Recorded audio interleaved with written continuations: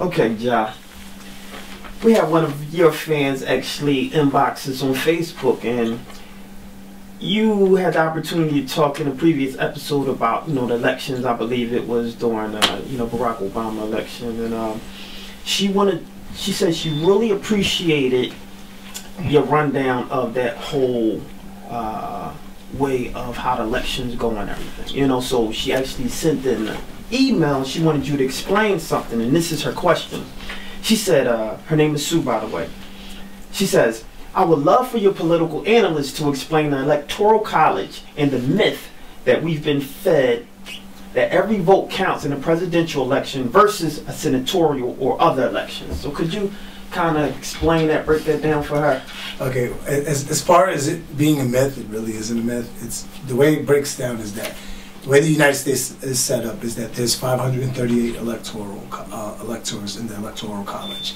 It was set up by the founding fathers, all to kind of just to make sure that there was a fairness in terms of the election process. Versus unlike other countries, they have you just vote for popularity and you just get who you want. And you can kind of keep repeating that cycle. So the way that it's set up is it's 538. In order to get a win, you have to have 270 or more electors to vote. The way it's set up, each state has different electors, and that's based on the population of each state. And the way we determine our population of each state is based on the census that goes every 10 years. So that's why it's important that everybody complete the census. So the way it works out is currently right now, Pennsylvania has 21 electors. So the electors are designed based on the state senators as well as the House of Representatives. So that's how you can determine who the electors are for your state. So Pennsylvania has 21. It can fluctuate from state to state as a result of the population. So that's why it's important to kind of, right now, California is one of the highest electors. They have 55. So the way it works out is that based on our popularity vote for that state, we dictate how the elector will vote in the election. So if everyone in the state of Pennsylvania votes independent, the elector has to vote independent.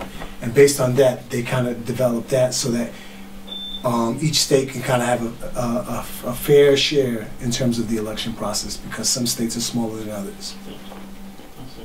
Now about, like we said, the myth side of things, can you explain that?